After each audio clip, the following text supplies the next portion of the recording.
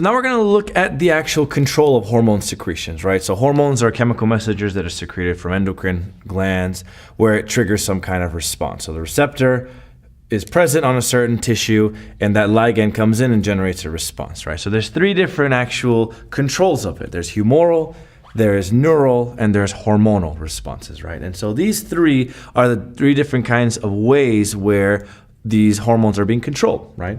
So if we look at actually what hormones are usually secreted in very short bursts, right? And so when we look at the different types here, so we have humoral, which are responsive to low nutrients or low ions, right? We have neural, which is a direct stimulation from the nervous system. And then we also have hormonal. So what does that mean? Hormonal control. And we'll talk about all three, right? So you have these three specific ones.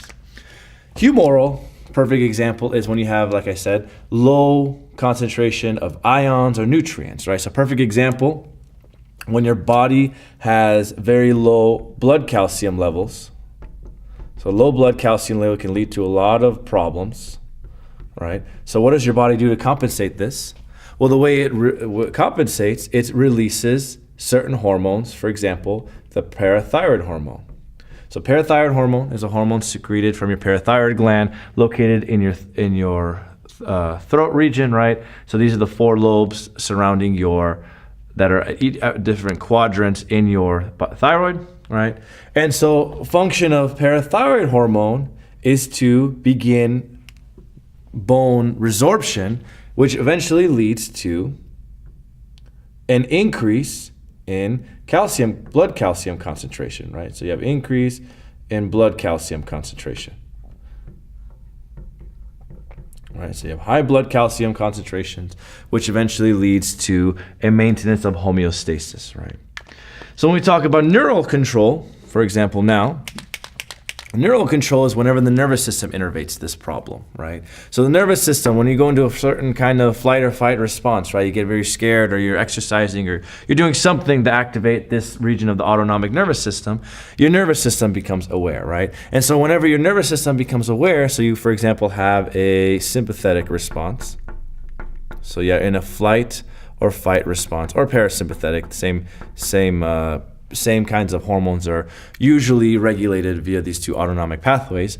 What happens? So these different kinds of neurons, right, that are released from the autonomic region begin to stimulate, for example, the adrenal medulla, right? So the adrenal medulla is the innermost region of the adrenal glands. So adrenal medulla, and it's responsible for housing what? What do they have? They have a high concentration of the catecholamines. So the catecholamines, what were the catecholamines? Do you remember? These were your epinephrine, norepinephrine, and acetylcholine. Right? So all of these tyrosine-derived hormones that are present, right? And these hormones triggers these different kinds of physiological changes, right? So for example, vasoconstriction, depending on the location, and etc., right? So we can go on a different lecture on these actual mechanisms, right? And then when we look at the final, which is the hormonal control basically is the hormones are secreted when another hormone innervates that organ tissue, right? So the master gland, as we talked about before, is what? So what's the master gland? So the anterior pituitary. So the anterior pituitary, located in your brain, begins to secrete a high concentration of hormones, right? These protein hormones that come in and bind, right? So when the certain receptors that stimulate the anterior pituitary to secrete these hormones are stimulated, anterior pituitary hormone begins to activate, right? And so this activity of this secretion of these hormones from anterior pituitary, for example, if we look at growth hormone release, right? So growth hormone now begins to be released here, which stimulates the hypertrophy or increase in protein synthesis, and etc., right? So hormonal control is regulated via another endocrine hormone secreting another hormone, if that makes sense, right? So humoral involves with the deficiency in some kind of nutrient or ion. Neural involves the actual nervous system innervating, and hormonal actually involves the endocrine system innervating. And so these are the three different types of control for hormone secretion.